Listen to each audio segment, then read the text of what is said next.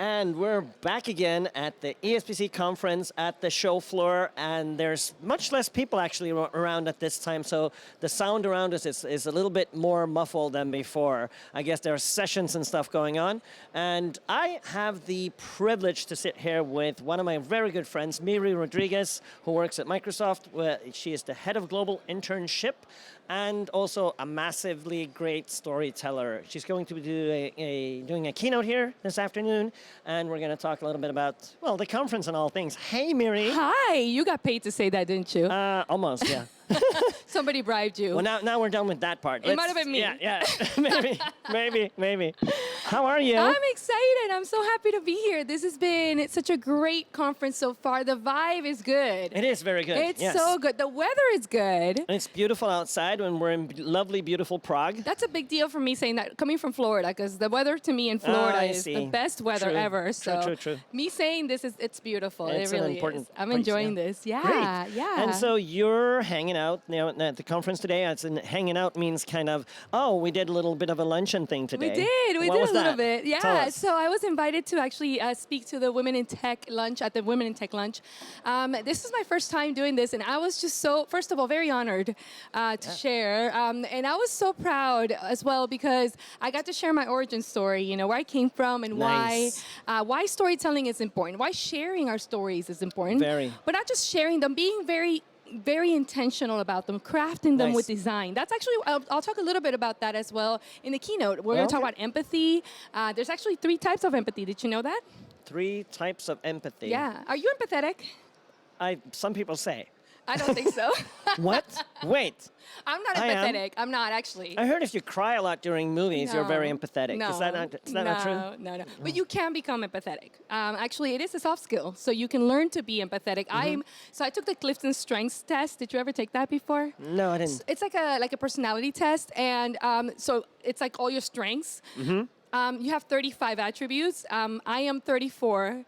It's empathy, like the lowest of the lowest. Okay. I took that 2 years ago. I was like, oh my gosh, I am not empathetic at all. Goodness. That's terrible. Yeah. But I learned that you can become one. And in my craft of storytelling, being able to tell stories at the very human connected level, we have to empathize with our audience. We have to empathize with our characters. We have to empathize the way that we tell the story so they can actually be authentic.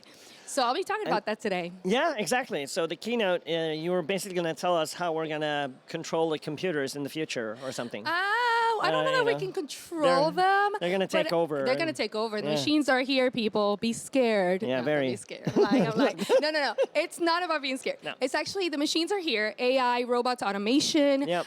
All of this is really integrating itself into our connectedness and relationships, right? So we have robots that are automating our connections and our conversations, for example, with customers. How do we keep these machines at bay? How do we keep them empathetic to our customers, because we're still connecting to other humans. Yep. So how do we insert that human factor while the machines come and take over some parts of our jobs? Some parts of the jobs. The minutia part of the job. Yeah, exactly. Yeah, so let the robots be robots. There are certain things that a robot should be doing, and you should never send a human to do a robot's job. Yeah, when I met you, it was last year, Copenhagen?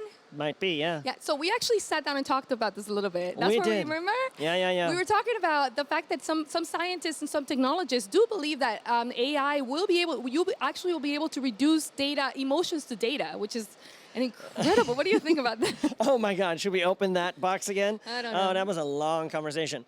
I don't think so. I think that the emotions is the thing that tells us apart. I think so. I hope so, at least. It's the heart, right? I hope so. It's the heart that keeps us human, I think. And that's the one thing that we'll be able to continue doing, that will keep us superior to any other race. It's the human heart, the empathy that we can drive, and how we connect to each other. So in between that time when we talked about that, and now you became the head of global internship at Microsoft. I did. And that has been a crazy ride. I've seen some of your trips, some of your stories that you have been sharing about that journey, about that Tell us about that. What is that role? What are you doing? I took the job because I understood when I was presented with this opportunity that we have a great chance here at Microsoft to change culture, to activate culture differently through new generations. So we're getting these interns. We get around 6,000 interns worldwide. Oh, yeah. 3,000 at Redmond. And we are really being diverse with our classes. Last year, we had the most diverse class ever at Microsoft.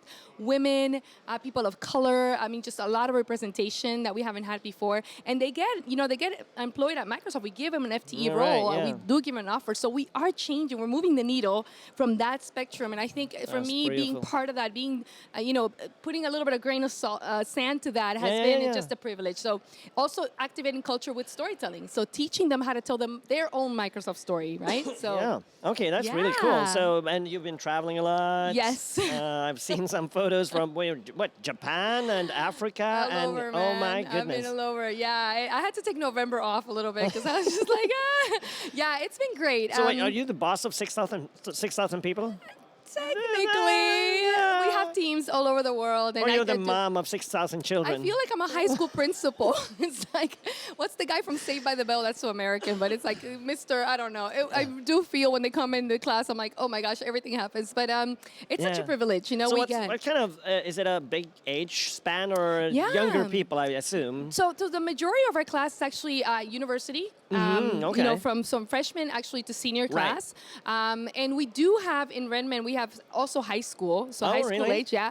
And then we also have Microsoft Research internships, which are obviously older Oh, yeah, generations, that would- and yeah. PhDs, so MBAs and PhDs. So Okay, so that we have a big spectrum. becomes a little older then as well, yeah. Yeah, absolutely. But the majority of our intern class is university. And this activity is happening in many different locations around It is.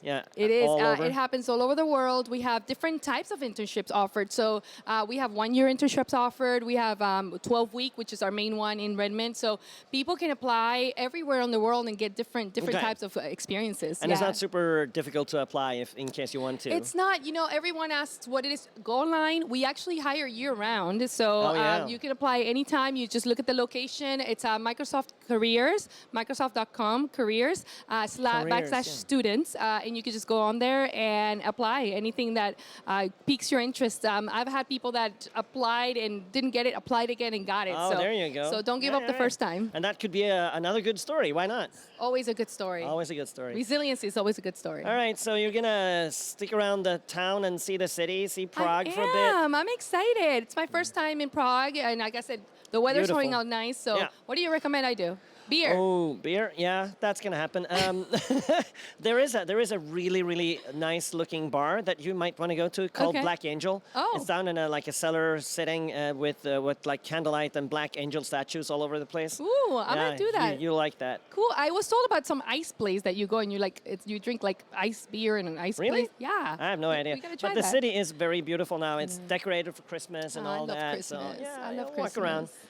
All right, so it's been so nice talking to you, and You're looking sharp, man. Look, you got like Men in Black glasses and everything. do, Can I I take do. these? Yeah, do it. I just saw them before we started, so I told them I was gonna try them on. Hold on one second. Let's do it. Do it. So if I put them on and they look good, can I keep them? No. Okay. Do they look good? They always look good on you, yeah? I have to do this thing. Hey, how you doing? Signing off. Yeah, How right. you doing? How you doing? All right. Thanks, Magnus, guys. thank you. Have a nice day, guys. See ya.